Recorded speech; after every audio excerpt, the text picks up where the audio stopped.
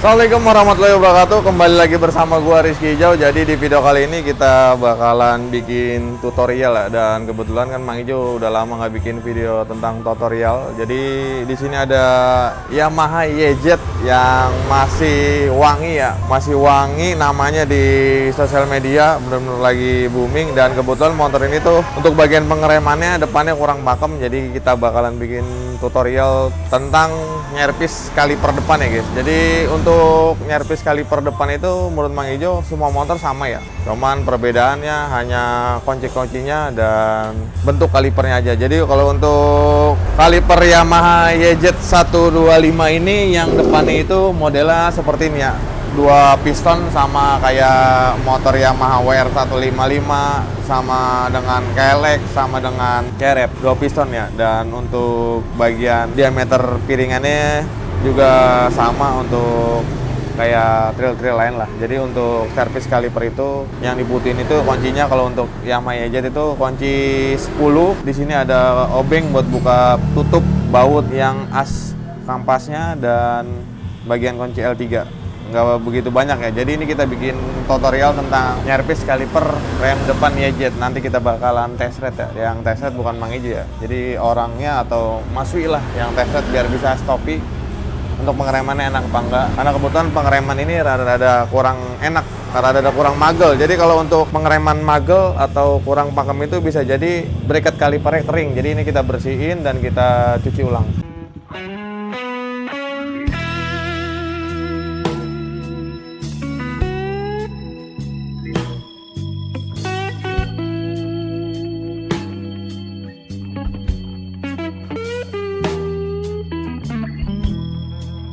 Kita langsung bongkar ya guys. Jadi untuk pertama itu kita buka dulu pelindung piringannya, karena pelindung piringan itu menutupi ya baut bracket kaliper. Nih jadi kita bongkar dulu, ini pakai L3 ya kan.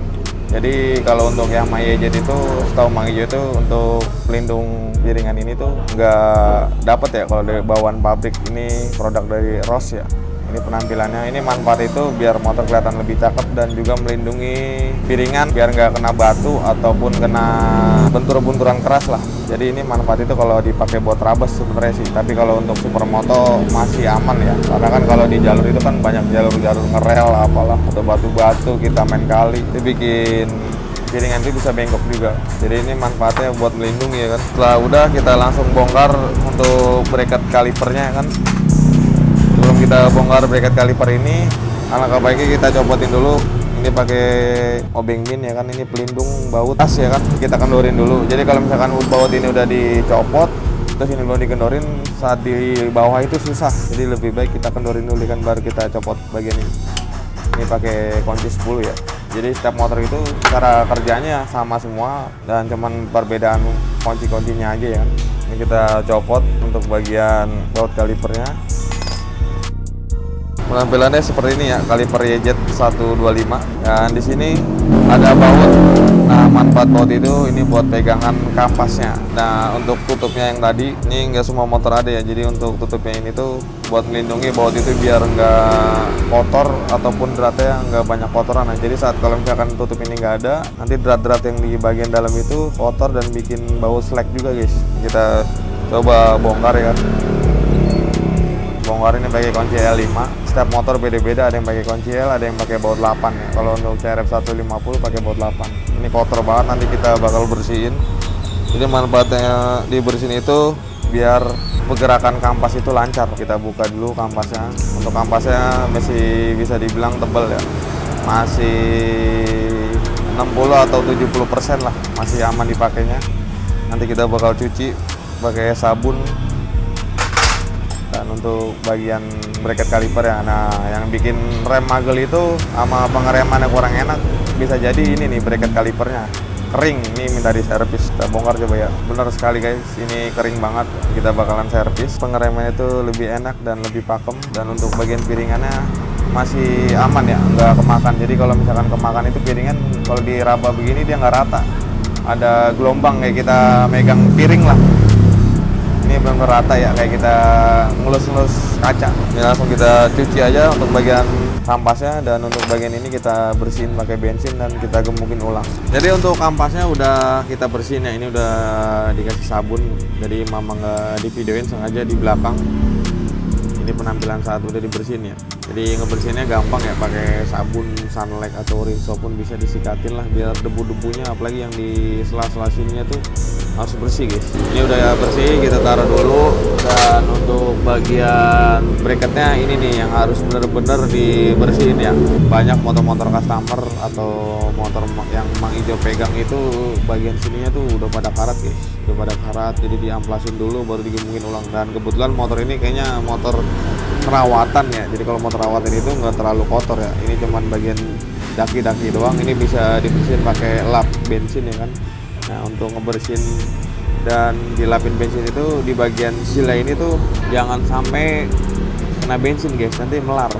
Ini kita buka dulu, kita bersihin aja di bagian ini ya kan, pakai lap di bensinin lah. Nih lapnya udah Mang Ijo bensinin, kita bersihin seperti ini. Ini udah bersih ya, udah nggak ada dakinya. Dan di bagian sininya juga kita bersihin. Untuk bagian dalamnya nggak kena, kita coba tusuk ya kan. Biasanya Mang Ijo tuh nusuknya bagian dalam kita bersihin itu pakai lap, dikasih kunci L gini lah. Ini benar-benar biar kita bersihin, biar nanti gemuknya itu yang baru itu enak. Udah bersih banget untuk bagian dalamnya ya guys.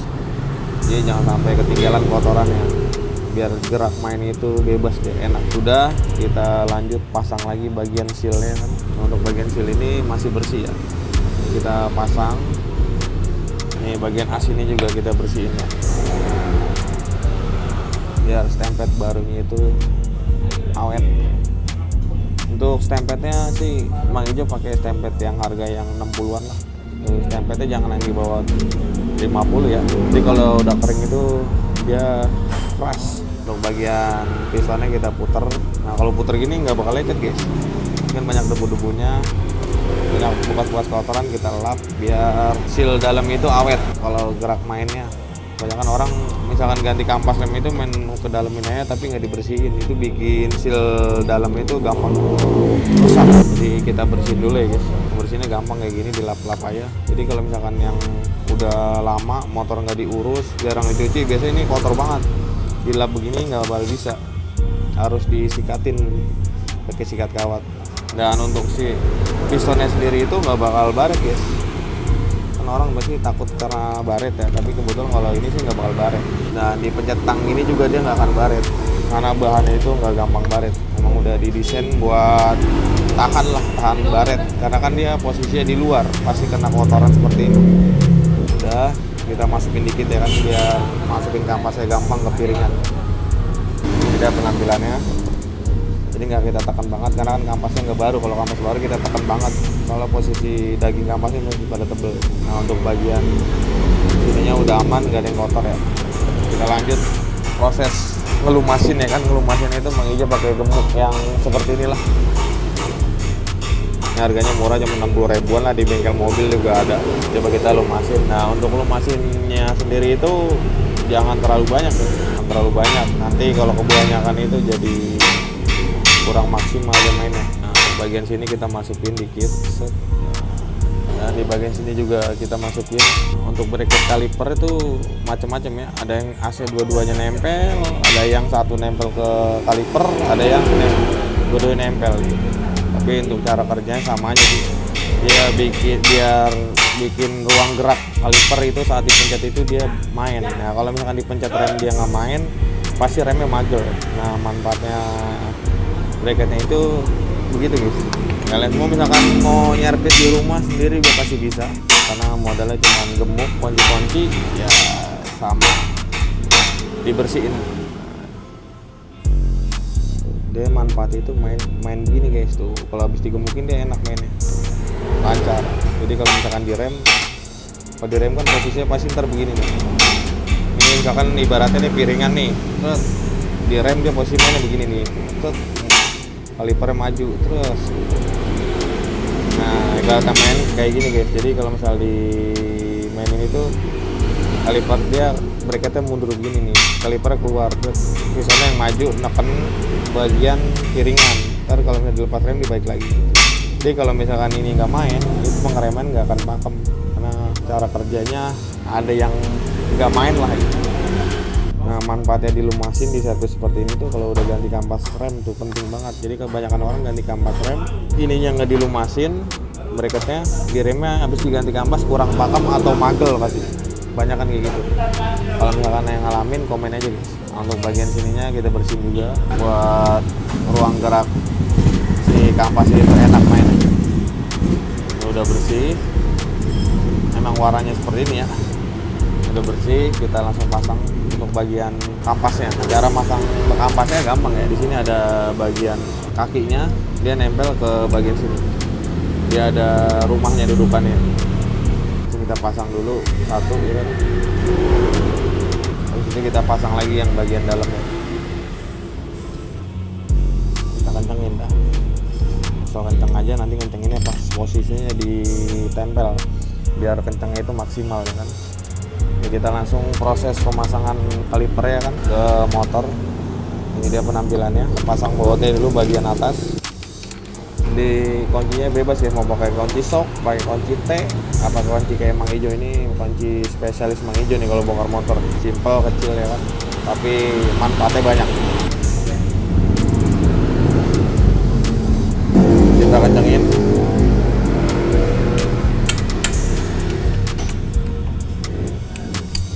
Lebih baik lagi ditorsi guys, ini nggak ditorsi juga aman sih. Jangan lupa untuk as buat kampasnya kencengin juga ya. Udah kenceng, kita pasang tutupnya. Di manfaat tutup ini biar baut dalam dan drat dalam itu nggak kotor. Sudah kenceng, kita double check lagi untuk bagian sini aman. Lanjut kita pasang bagian pelindung piringannya. Nah, boutingan emang bawaannya dari pabriknya goyang gini ya. Dan motor Yamaha YZ itu emang bawaannya itu emang piringan itu udah floatingan seperti ini ya. Beda kan kalau misalkan KLX atau CRF atau WR dia belum floatingan, masih polosan. Ini kita pasang langsung untuk bagian pelindung covernya. Bautnya kita pasang lagi, ada 3, kita balikin 3, jangan dikasih 2. Awalnya 3 jadi 2, ya repot urusannya. Ini customer gue beret mengguna WR. Hah? Soknya udah begitu. Cobain bang, coba bang, dudukin bang. Ini bapak kita ini, customer gue geret. Cocok banget udah. Dok, berapa duit ini dok? Berapa duit? Bayar udah bang, ada bang. Bagus udah. Udah pantas banget udah. Enak banget ya. Udah bawaan soknya udah enak begitu dia. Iya. Nah, emang pada cinta guys sama YZ. Iya.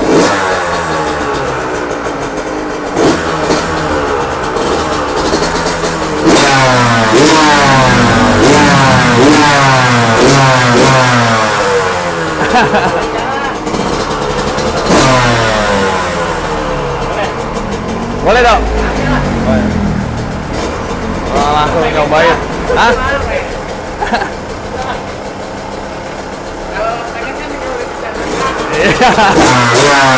Wah, udah cakep banget udah. Emang rata-rata gitu bang. Pertama pakai WR, lama-lama pakai YZ. Iya. Amin. Tinggal pencet ini doang dia mah. Pencet, udah gitu doang. Iya. Cocok banget udah. Customer-nya udah jatuh cinta ya sama motor Yamaha YZ 125. Gimana kita ya kan? Mantep dah itu customer gue beret ya kan. Customer bener-bener udah sering kemari ya, udah akrab lah. Jadi kita sering guyon-guyon.